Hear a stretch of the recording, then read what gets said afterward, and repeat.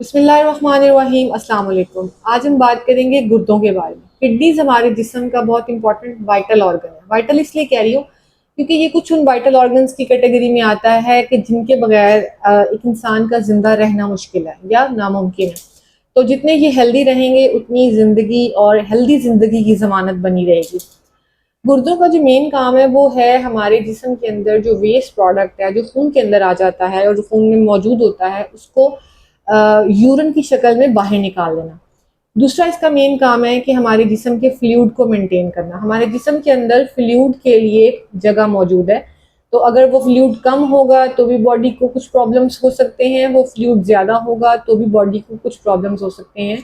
तो उन दोनों सिचुएशंस में करता क्या है गुर्दा कि जब बॉडी में फ्लूइड कम होता है तो गुर्दा यूरिन आउटपुट कम करके तो मैक्सिमम जो वाटर है या फ्लूइड है उसे बचा लेता है और जिस्म को वापस भेज देता है।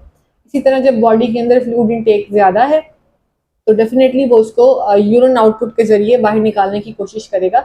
इसीलिए पानी का जो एक अच्छा इनटेक है, डॉक्टर्स बार बार इसको इसीलिए रिकमेंड करते हैं ताकि बॉडी अपने वाटर इनटेक की जो गुर्दा जो अपनी वाटर इनटेक की मेंटेनेंस है उसको बराबर प्रॉपरली मैकेनिज्म कर सके। तीसरी बड़ी इंपॉर्टेंट चीज़ है ब्लड प्रेशर। ब्लड प्रेशर क्यों इम्पोर्टेंट है? क्योंकि गुर्दे का जब ये गुर्दा फिल्टर कर रहा होता है चीज़ों को तो इसके साथ साथ वो बीपी के सॉरी ब्लड के फ्लो को भी मेंटेन कर रहा होता है। इसमें बहुत सारी चीज़ें इन्वॉल्व हैं। इसमें हमारे ग्लैंड्स भी कुछ इन्वॉल्व होते हैं, इसमें हमारा हार्ट ओबियसली इन्वॉल्व होता है और फर्दर कुछ चीज़ें इन्वॉल्व होती है, लेकिन बहरहाल गुर्दा इसमें अपना एक रोल प्ले कर रहा है। अगर मैं बात करूं कि गुर्दों को हेल्दी कैसे रखा जा सकता है तो देखें ये एक लॉन्ग टर्म प्लानिंग होती है। अगर तो आप एक ऐसी फैमिली से बिलोंग करते हैं जहाँ पे किडनीज डिजीज मौजूद है तो फिर तो ओबियसली आपको बचपन से ही आपके पेरेंट्स को, और अगर आप बड़े हो गए हैं तो फिर आपको अपने आप को खुद से किडनीज की हेल्थ जो है वो उसको चेक एंड बैलेंस रखना पड़ेगा। लेकिन बिलफर्ज अगर आपकी माशाल्लाह कोई फैमिली में ऐसी हिस्ट्री नहीं है तो फिर भी आपको अपनी किडनीज को एक प्रॉपर चेकअप, रूटीन चेकअप में लाना चाहिए और एज वेल एज जो भी इसकी ज़रूरियात है और जो भी इसके लिए ख्याल करने की ज़रूरत है उनका ख्याल करना चाहिए। मैं कुछ भी बताती हूँ, किसी भी चीज़ की हेल्थ के बारे में बात करूँ तो मैं हमेशा कहती हूँ कि एक हेल्दी लाइफस्टाइल बहुत इंपॉर्टेंट है। हेल्दी लाइफस्टाइल का मतलब होता है कि फर्स्ट ऑफ ऑल गुर्दे के मामले में तो हम हाइड्रेटेड रहें, हम कम से कम 6 से 8 ग्लास पानी दिन का इस्तेमाल ज़रूर करें। ख़ास तौर पे जिन रीजन्स में हम रहते हैं ये क्योंकि यूजुअली गर्म इलाके हैं और स्वेटिंग बहुत ज़्यादा होती है, तो इस वजह से पानी का एक अच्छा इंटेक जो है वो हमारे लिए बहुत ज़रूरी है। दूसरी बड़ी इंपॉर्टेंट चीज़ होती है खाना बैलेंस लेना, एक खाने को बैलेंस लेना। अब बैलेंस डाइट का मतलब होता है कि आप अपनी डाइट में प्रोटीन का इस्तेमाल भी कर रहे हैं, आप अपनी डाइट में वाइटामिन का इस्तेमाल भी कर रहे हैं, आप अपनी डाइट में कार्ब्स का, लिटिल बिट फैट का, या जो भी चीज़ें आपको अल्लाह मियाँ ने डाइट के थ्रू दी हैं वो आपने इस्तेमाल करनी है। इसका एक सिंपल सा फॉर्मूला ये है कि जो आपके यहाँ सीजनल सब्जी और सीजनल फ्रूट आता है ना, उसका इस्तेमाल ज़रूर करें। जो आपके इलाके की अपनी पैदावार है उसका इस्तेमाल ज़रूर करें क्योंकि वो चीज़ें हमारे लिए मैक्सिमम न्यूट्रिशन प्रोवाइड कर रही होती हैं। अच्छा, इसमें दो चीज़ें मैं इंपॉर्टेंट बताऊंगी। एक तो ये कि बहुत ज़्यादा नमक का इस्तेमाल जो लोग करते हैं, खाना खाते हुए ऊपर से सालन में नमक डाल रहे होते हैं या बहुत ज़्यादा सॉल्टिश चीज़ें पसंद करते हैं, वो एक्स्ट्रा नमक से अवॉइड करें। और बहुत ज़्यादा जो लोग चीनी का इस्तेमाल करते हैं और ख़ास तौर पे ये जो टेबल शुगर है इसका इस्तेमाल करते हैं, इससे कोशिश करें इससे मैक्सिमम बचें। ये दो चीज़ें बहरहाल हमारे गुर्दे को किसी न किसी जगह जाके डिस्टर्ब करती हैं। एक रेगुलर एक्सरसाइज इंपॉर्टेंट है क्योंकि रेगुलर एक्सरसाइज जो है ये हमें बाकी ऑर्गन्स के साथ साथ गुर्दों को भी हेल्दी रखने में हेल्प कर सकती है। एक हेल्दी वेट का होना बहुत ज़रूरी है। अब देखिए हमारे यहाँ ओबेसिटी को लेकर कोई काउंसलिंग नहीं होती, कोई पैटर्न नहीं है कि हमें पता हो कि हमारा कितना वेट होना चाहिए, हमारी हाइट के अकॉर्डिंग है या हमें कितना खाना चाहिए। इसमें इस चीज़ का ख्याल रखें कि अपना बीएमआई निकलवाएं। BMI it's a kind of scale जिसके अंदर हम अपनी अपनी बॉडी वेट के मुताबिक अपना वेट जज करते हैं और हमें पता होता है कि इतना वेट हमारा ज़्यादा है या हम अंडर वेट है, तो फिर उसके मुताबिक वेट की कम या ज़्यादा किया जा सकता है। तो अगर आप मोटापे का शिकार हो रहे हैं तो फिर डेफिनेटली जो भी है, जो भी रीज़न आपके मोटापे की है तो आप उसको ट्रेस करें और ट्रेस करके आप उस पर काम करें और अपने मोटापे को कम करने की कोशिश करें। अच्छी नींद बहुत इंपॉर्टेंट है। अच्छी नींद का मतलब होता है आपने जब रात को सोना है तो वो 6 या 7 घंटे की नींद, एज वेल एज वो स्लीप साउंड आपने सोना है, ये नहीं कि आप परफेक्टली साउंड स्लीप सोएं, आप रिलैक्स होके सोएं, वो सोएं, क्योंकि बहुत से लोगों को अब नींद का बहुत प्रॉब्लम है। ये अगर सो लेते हैं तो फिर बार बार इनमें उठने का एक रुझान पाया जाता है, या बार बार जाग जाते हैं, फिर एक दफ़ा जाग गए तो दूसरी बार नींद नहीं आ रही, ये बहुत बड़ा प्रॉब्लम है। और ये अक्सर किडनीज के पेशेंट के साथ भी होता है, वो दोबारा सो नहीं पाते, तो उसमें भी काफ़ी हद तक प्रॉब्लम्स आती हैं। तो कोशिश करें अपनी नींद को जितना अच्छा हो सके उतना अच्छा लें। अब बात करते हैं कुछ ऐसी चीज़ों के बारे में जो कि हमारे लिए ज़रूरी नहीं है, लेकिन हम बस कहीं न कहीं गलती में कर रहे हैं। मसलन एक तो मैंने आपको बताया कि एक्स्ट्रा नमक से अवॉइड करना है आपने, आपने बहुत ज़्यादा नमक का इस्तेमाल जो है वो नहीं करना। इसके अलावा दूसरी बड़ी इम्पोर्टेंट चीज़ है, हमारे यहाँ एक बड़ा कॉमन सा ट्रेंड देखा है मैंने कि कोई भी पेन होती है तो हम फटाफट पेन किलर खाने की जल्दी करते हैं। देखिए, इट्स ओके कि अगर पेन बहुत ज़्यादा है तो आप पेन किलर ले लें, लेकिन इस बात को ज़हन में रखें कि जो पेन होना है जिस्म के अंदर, ये एक फ्रेंडली सिम्पटम है।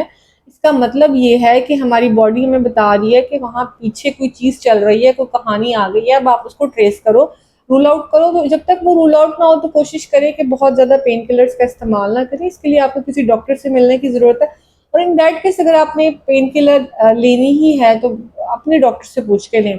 बहुत कॉमन पेन किलर यूज़ हो रही हैं, धड़ाधड़ फार्मास्यूटिकल कंपनीज बना भी रही हैं और उसको बेच भी रही हैं। पेन किलर्स गलत नहीं है, हमारे पेन किलर्स लेने का तरीका बहुत गलत है।